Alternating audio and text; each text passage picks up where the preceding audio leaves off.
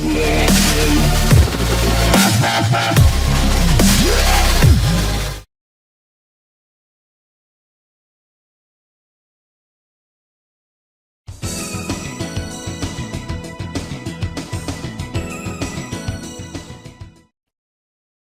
morning. My name is Kathy Cobb. Can you tell me your full name, please?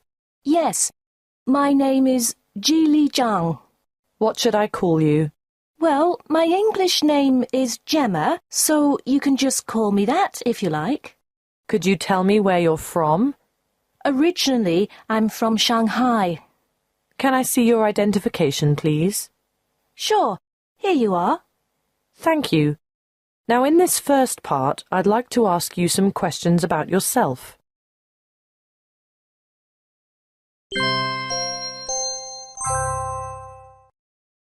Let's talk about where you live. Where do you live?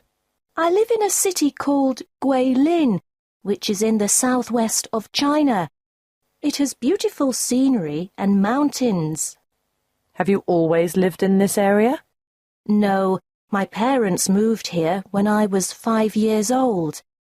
Before that, we lived with my grandparents in Shanghai, but we moved because my parents found good jobs here.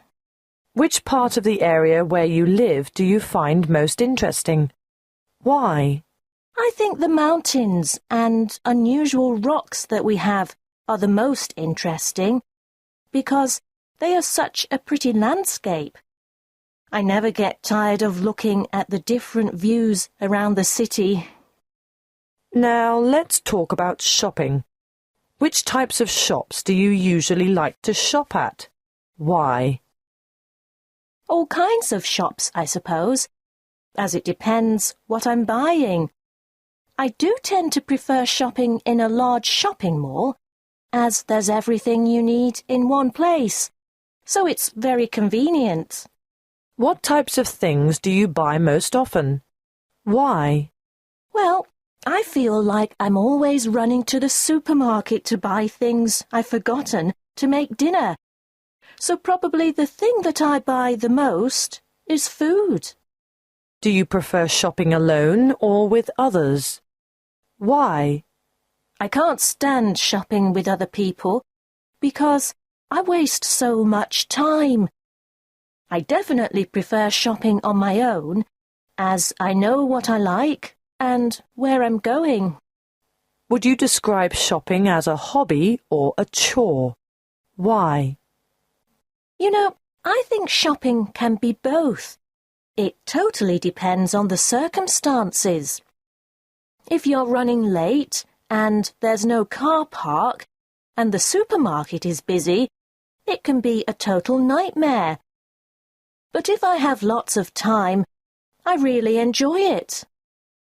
Let's talk about reading. What types of books do you enjoy reading? Why? I don't really get that much time to read for fun, but when I do, I love the latest vampire books that have become really popular. I think they are just the right mix of romance and horror. Do most of your friends enjoy reading similar types of books? Yes, I guess so, although everyone has their own preferences as well. Some of my friends prefer classic literature, while others like science fiction. But we all love to talk about the Twilight books. Which do you generally prefer, a book or the movie version of that book? Why? Mostly, I have to say that the book is 9 times out of 10 always better. Having said that, I really enjoyed the Twilight and Eclipse movies as well, as I think they were great adaptations of the book. But most of the time, I'd say the book is better. Is there anything that you don't like about reading? Why? I hate reading boring scientific articles for university because they make me feel sleepy and they are so difficult to understand. It's like reading another language.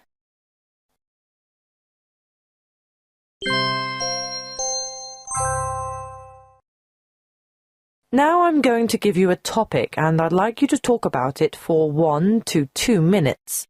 Before you talk, you'll have 1 minute to think about what you're going to say. You can make some notes if you wish. Do you understand? Yes, I understand.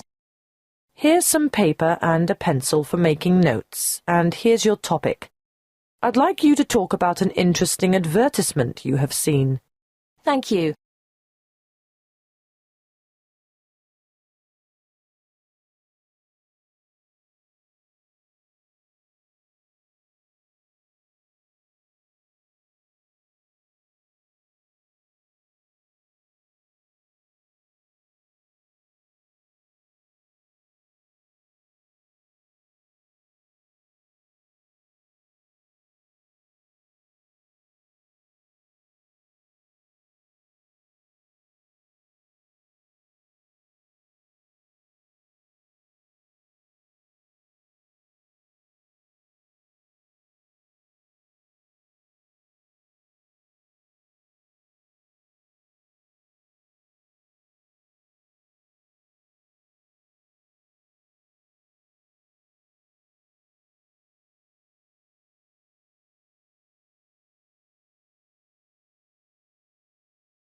An advertisement that I saw on television recently, which I actually really enjoyed, is for a company called Expedia, I think.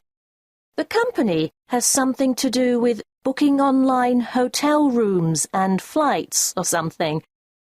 Anyway, the advertisement has lots and lots of people outside in a field, and each of them is a hotel housekeeping staff member, making up a beautiful hotel bed. It starts with them unfolding the sheets and tucking in the corners, and they all do it in unison, so the effect is quite interesting, kind of like a dance. Then they all fluff the pillows, and it's funny because it's all quite serious, but one man does his a bit too hard, and feathers come flying out. After that, all the staff stretch their backs, again all together, and finally they place a couple of chocolates on the bed so that everything is perfect. Then, finally, they all stand by the bed they have made. Overall, the advertisement is beautifully made, with great styling, and no terrible voiceover or rushed talking. I think the number of beds is quite dramatic and is designed to show that the company has a really wide network and can offer lots of choice to their customers.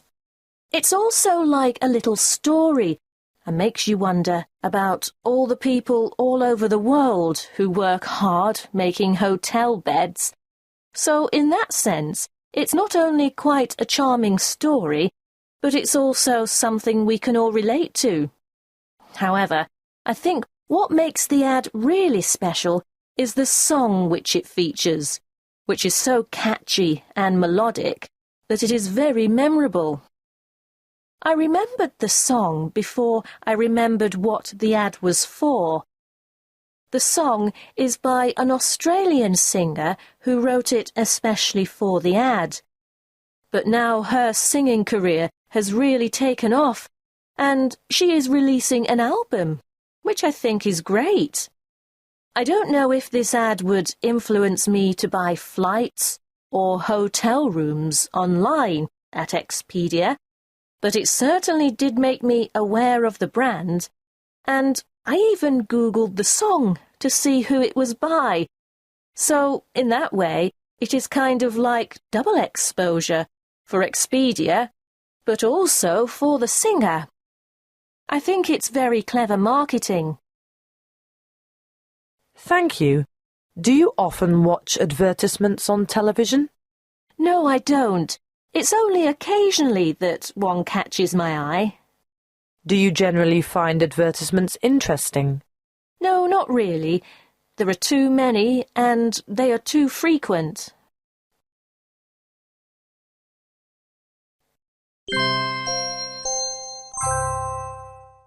We've been talking about an advertisement you found interesting. And now I'd like to discuss with you one or two more general questions related to this. Let's consider first the topic of the advertising industry as a whole. Why do you think that some people become annoyed with advertising? Would you agree that advertising can be irritating? Why? I think the reason why people get annoyed with advertisements is due to the fact that they are everywhere. On the bus, on the train, on the television, on the radio, on the internet. It sometimes feels like advertising is never ending. So I think a lot of people find this really intrusive, repetitive, and well, just boring, as a lot of ads are not well designed or thought out, and seem basic and boring. How effective do you think the medium of advertising is? Why? That's the funny thing. It's effective in many ways. I think it has a role in making people aware of new and innovative products and services, and in that way it is very effective. However, I think some types of advertising are more effective than others, such as targeted advertising to a particular demographic, or even more subtle types of advertising, such as sponsorship and product placement. There are many different methods of advertising. What changes have there been in the way products are advertised and promoted over the last decade? Well, as I mentioned, I think the industry is evolving the sense that it is finding more subtle ways to express advertising messages. For instance, product placement in popular television shows or movies is growing in popularity. Sponsorship of anything from a radio show to the Olympic Games is another change, which has become more and more popular over the last 10 years. Also, formats of advertising have had to change, as lots of people have in many ways gone online for their main media source, so ads on websites and blogs are now commonplace. I'm sure there will be more changes in future too. Now let's talk about advertising and social issues. Advertisements for social issues, such as drink driving, often use graphic images to convey their message. What, in your opinion, is the impact of these types of advertisements? I think when these types of advertisements first came on television, they were extremely effective because they were so shocking and people responded to them. So the effect was positive in that people definitely thought twice before drinking alcohol and then getting into their cars to drive home. However, over time, I believe people have become quite desensitized to these images, particularly the drink driving type ads, and they just tend to switch off. I think this has made people tired and bored of the issue. Increasingly, a number of charities are utilizing advertising and marketing as a method of promoting their causes. How effective do you think these types of campaigns are? In today's market, everything is a product or service, and charity campaigns are no exception. So I think some of these charities who have taken on board marketing concepts, or even used professional agencies to take care of their branding, have been very clever. These campaigns can be incredibly effective because they use advertising and marketing psychology to build awareness of an issue and accordingly turn that awareness into donations and so on. Nowadays, charities have to compete for our attention just like any other business. Some people feel that using celebrities to back a particular cause or social issue is a very effective way to encourage public support of that cause. What's your opinion? My opinion is that celebrity endorsements of a cause are fine, as long as they believe in and understand what it is they are backing. For instance, You can't have a celebrity standing up and supporting an anti-fur campaign and then being photographed the next day wearing a fur coat, as it has zero credibility. That's an extreme example, but I guess what I'm trying to say is that a lot of these celebrities who endorse a cause don't actually know anything about it, nor do they live their lives according to the cause. So, I think charities have to be very careful about who they approach for this type of role. Thank you. That is the end of the speaking test.